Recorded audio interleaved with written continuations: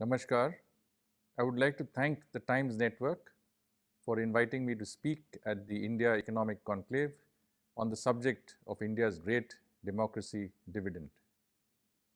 Democracy is a central feature of our identity as citizens and our national identity. It is also a central impulse that drives our foreign policy and strategic thinking. We live in a world that has globalized and continues to globalize at velocities that are historically unprecedented. We meet today in the shadow of several troubling events. We meet as we deal with the coronavirus and its disruptions continue beyond the second year. We meet in the midst of geopolitical instability arising out of the situation in Ukraine. We meet as we continue to deal with challenges in our immediate neighborhood. All of these events, even if they do not arise out of globalization, require solutions that no single nation can provide. Globalization began as a geopolitical and then geo-economic fact. It is today increasingly a geotechnical fact.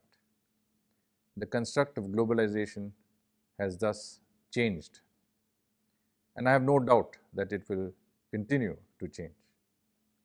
As it changes, so will be the content of the problems that it generates. Pandemics, financial contagions, infodemics, and more will continue to challenge and threaten us. Foreign and strategic policies constantly adapt to these new realities. The intellectual framework within which these problems are confronted requires to be renewed to deal with changing facts and circumstances. The system that was created to manage post-war realities is clearly falling short of facing 21st century problems. Ladies and gentlemen, it is not just the international order that is changing. India is a country that has changed more rapidly than more others. Its realities are changing even as the broader international situation changes and evolves. The new India that is emerging finds answers and solutions to many of its problems in the principles and practice of democracy. Democracy is not just a form of government, it is a way of thinking, it is a way of living, it provides a practical basis for approaching problems. It is also a concept that has deep roots in India. Speaking at the United Nations General Assembly last year, Prime Minister Narendra Modi described India as the mother of democracy. He referred to the Indian experience of the principles of democracy that goes back millennia. What are these principles? Ruling with the consent of the governed is the first and foremost. A system that deals with diversity of the human conditions, thoughts, ethnicity, beliefs on the basis of liberty and freedom is the second. A firm commitment to the supremacy of laws and rules as against the whims of individuals and establishments is another. The modern system that has been built to give effect to these principles consists of a framework that includes, amongst other things, constitutions, fundamental rights, elections, divisions of powers, checks and balances. India's record in this is well known, acknowledged and highly respected. Democracy was transplanted into India literally overnight in 1947. It is not the only country where this process of transplantation was adopted as the world gradually decolonized itself in the aftermath of the Second World War. It is, however, one of the few countries where democracy found fertile soil to attach and nourish itself. 1 billion people and more have adopted democracy in India. This is, in my understanding, the single largest expansion of the free world in the last 100 years and more. It is not entirely surprising that democracy, its institutions and practices took root in India. It has, as Prime Minister Modi reminded us, very ancient roots. Let me illustrate this with one example about the Buddha. He is known by many names: the Buddha, the Enlightened One, Shakyamuni, the wise man of the Shakyas, Siddhartha Gautama. He is also the accepted creator of the Buddhist faith. It is commonly accepted that he was born in what is now Nepal and lived most of his life in India, 600 years before Christ. The Buddha is one of those luminous figures in world history. His enormous appeal, which has never really waned, is due to the robustness of his ideas that have survived the march of time.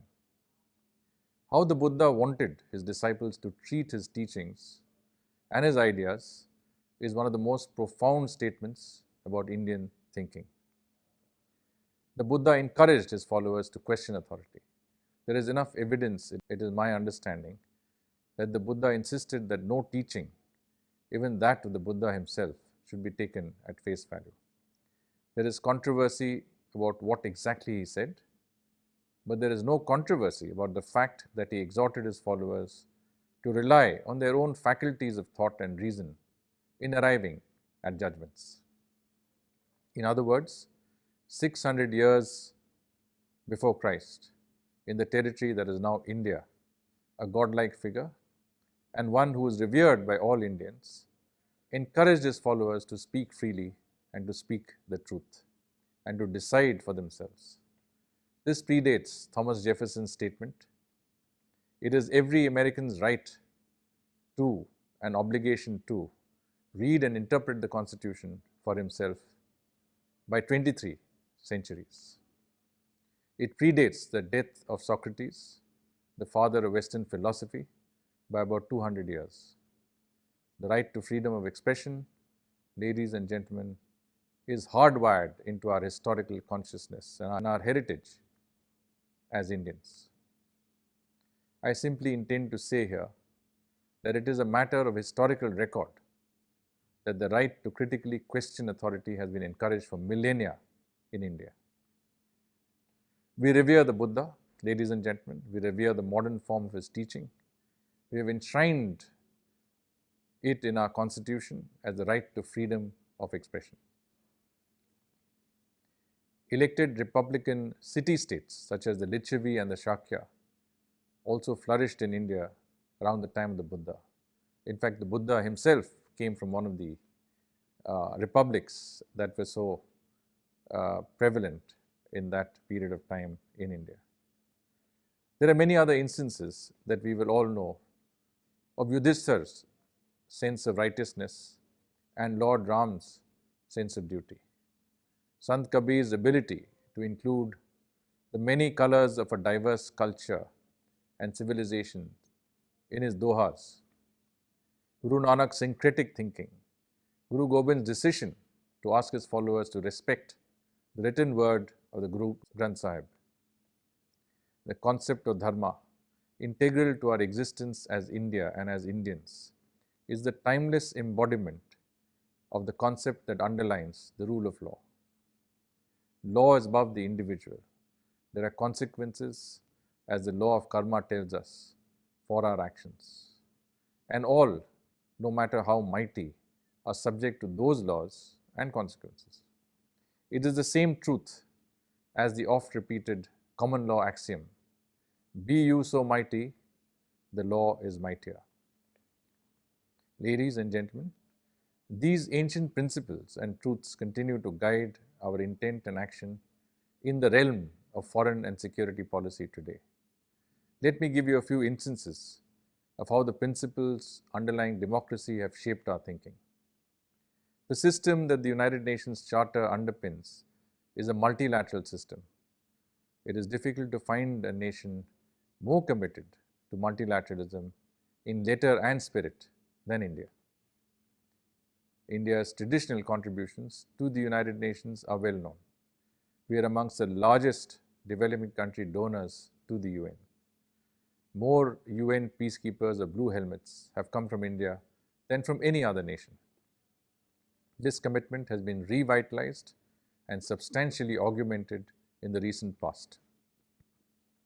We participate and shape the thinking of more multilateral and plurilateral initiatives than ever before. In the last 2 years, the Prime Minister of India has himself chaired the United Nations Security Council, in which we are serving as a non-permanent member, and participated in the COP26 summit, in G7 meetings, in the G20, and in the Summit for Democracy. India has presided over the UN Security Council and has chaired BRICS and SCO, the Shanghai Cooperation Organization. We are about to assume the presidency of the G20. India has been the moving force behind newer multilateral institutions and organizations such as the International Solar Alliance and the Coalition for Disaster Resilient Infrastructure that have 21st century agendas to deal with 21st century problems. India is also the major supporter of plurilateral initiatives such as BIMSTEC and the Indian Ocean Rim Association. We uphold, through our growing participation and engagement with these multilateral platforms, the concept of a rules-based international order. We believe that nations, like people, are equal, that nations should not interfere in the internal affairs of others, that sovereignty must be respected. It is these principles and the moral imperatives embedded in our minds that guided our actions during the dark and difficult days of the pandemic.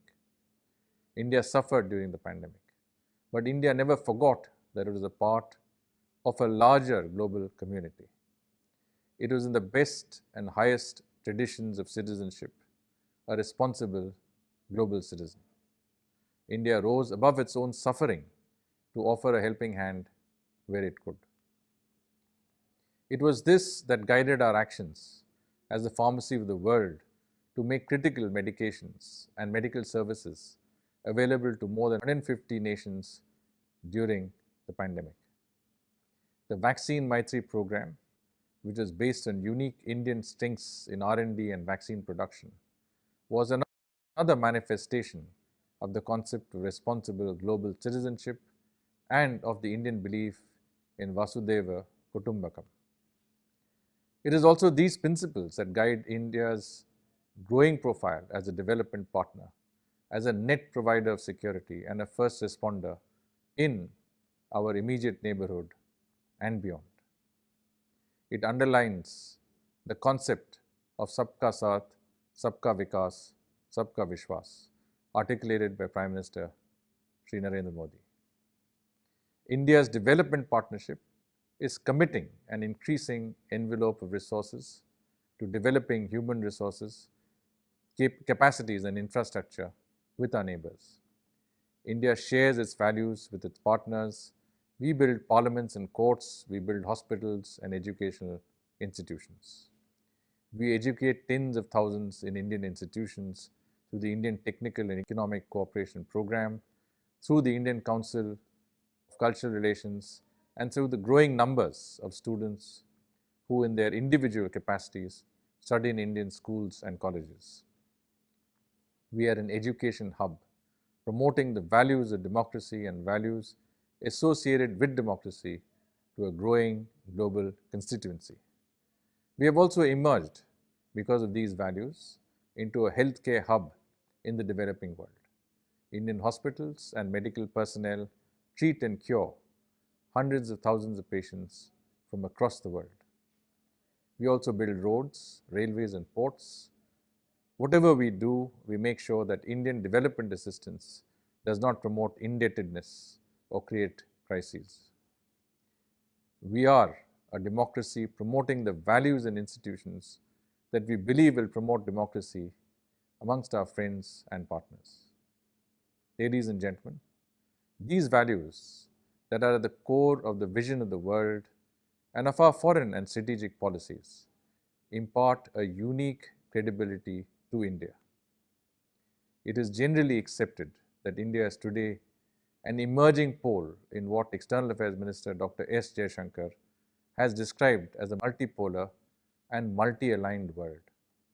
It is also acknowledged to be a pole that is growing more rapidly than others in what is often referred to as the Asian century.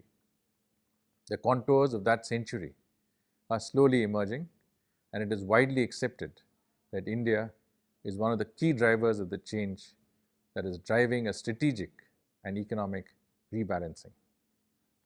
We are recognized as a force for stability and a nation that provides and acts as a balancing power. Our participation in platforms ranging from the Quad to BRICS to the Shanghai Cooperation Organization has bestowed an unprecedented relevance to India in contemporary strategic equations. In a world which, according to some, has a growing fault line between those who are democratic and those who are not, we are, because of our values, a sought-after international friend and partner.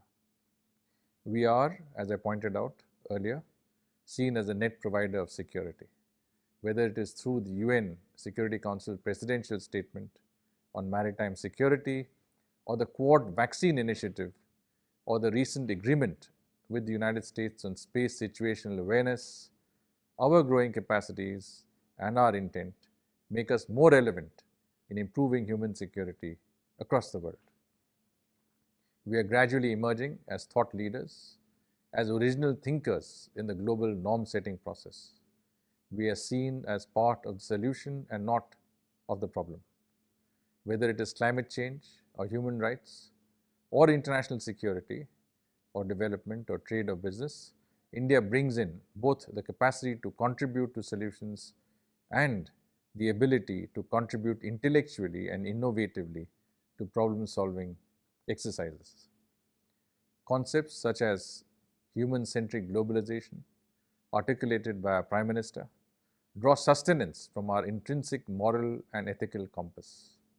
They are intellectual signposts for a post-Fourth Industrial Revolution world and for a globalization that is driven by human well-being rather than pure commercial benefit. The concept of Panch Amrit, again articulated by the Prime Minister at the COP26 summit in Glasgow last year, and of taking India to net zero by 2070, is yet another example of how our principles are being converted into practical objectives and policy guidelines. Our climate change goals and our record are Vasudhaiva Kutumbakam in action. We are seen not just as reliable political partners, but as economic partners. Our commitment to democracy, to transparency, the rule of law, and the unique Indian ethos of entrepreneurship and hard work is paying an economic dividend. We matter more than ever before in all multilateral conversations that relate to economic and financial matters.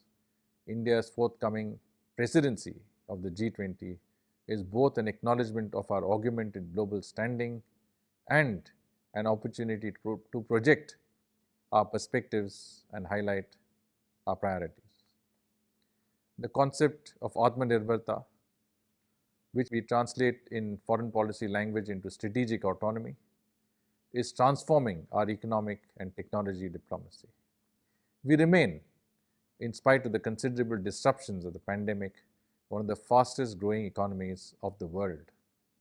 Contemporary economic events in the neighborhood highlight both the strength and resilience of the Indian economy and its position as a source of liquidity and financial stability during difficult times. We will increasingly become a more prominent hub for resilient and dependable supply chains and global value chains. Ladies and gentlemen, all the above points towards one fact. The democracy dividend for India in the foreign policy and strategic affairs domain exists and is growing. I would like to end by quoting Swami Vivekananda when he said, "From time immemorial, India has been the mine of precious ideas to human society. Giving birth to high ideas herself, she has freely distributed them broadcast over the whole world." Unquote. We are a nation that will continue on a trajectory towards greater capacity, greater willingness to contribute, more original thinking, and greater relevance. That is my firm conviction. India, as our top leadership has often stated, sees itself as a force for good in the international polity. The path to where we are today has been difficult and fraught with challenges. The path ahead will be no less. As we move down this path, we will continue to draw sustenance, strength, and find guidance from the depths of our collective being. Thank you. Namaskar.